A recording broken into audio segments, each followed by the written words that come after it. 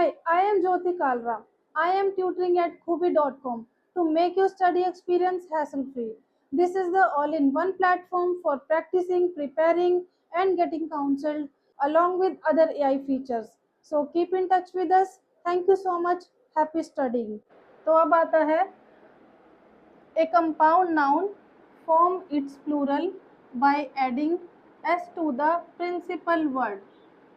The compound noun वो noun होते हैं जो तीन वर्ड से या दो वर्ड से मिलकर बने होते हैं। आप ये समझिए एक या एक से ज़्यादा वर्ड से मिलकर बने होते हैं पर उनका मीनिंग एक ही होता है।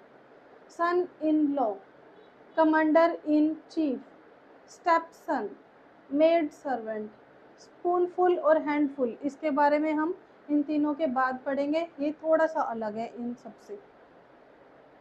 ए compound noun form it's plural, ये जो है वर्ड वो प्लूरल किस तरह से बनते हैं? बाय एडिंग एस ऐड करना है।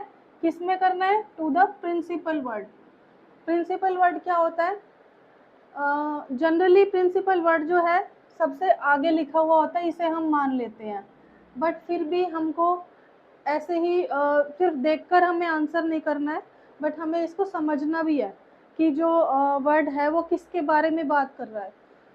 सन इन लॉ, यहाँ पर हो जाएगा sons in law.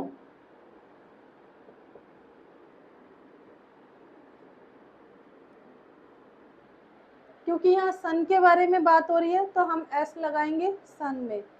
Commander in chief, main thing यहाँ पे क्या है? मेन नाउन जो हमें समझ में आ रहा है जिसके बारे में बात हो रही है वो है कमांडर, तो हो जाएगा कमांडर्स इन चीफ।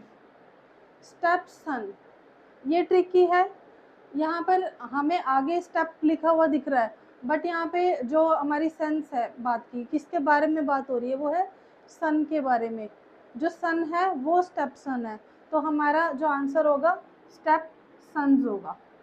ऐसे ही मेड सर्वेंट, ठीक है, मेड सर्वेंट, सर्वेंट हमारा मेन वर्ड है, ठीक है, जो हमारा सर्वेंट है वो है यहाँ पर मेन वर्ड, इस वजह से हम यहाँ पे एस लगाएंगे। मेड सर्वेंट्स, ये दोनों क्यों अलग है आप नोटिस करिए। स्पूनफुल, यहाँ पे हमें स्पूनफुल इस तरह से नहीं लिखा हुआ,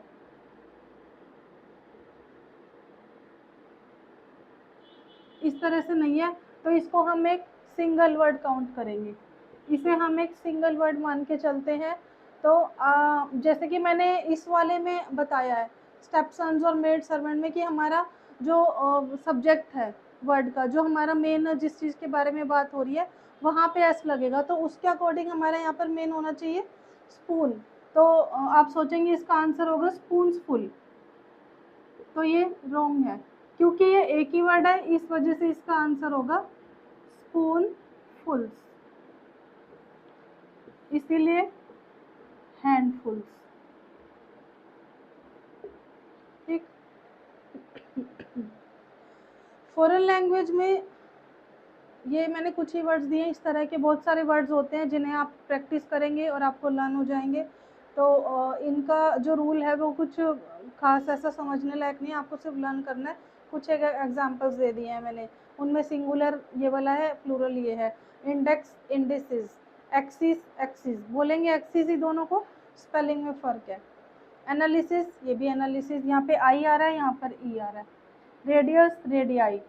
हाइपोथेसिस, हाइपोथेसिस, यहाँ पर आकर स्पेलिंग में डिफरेंस है। Basis, basis.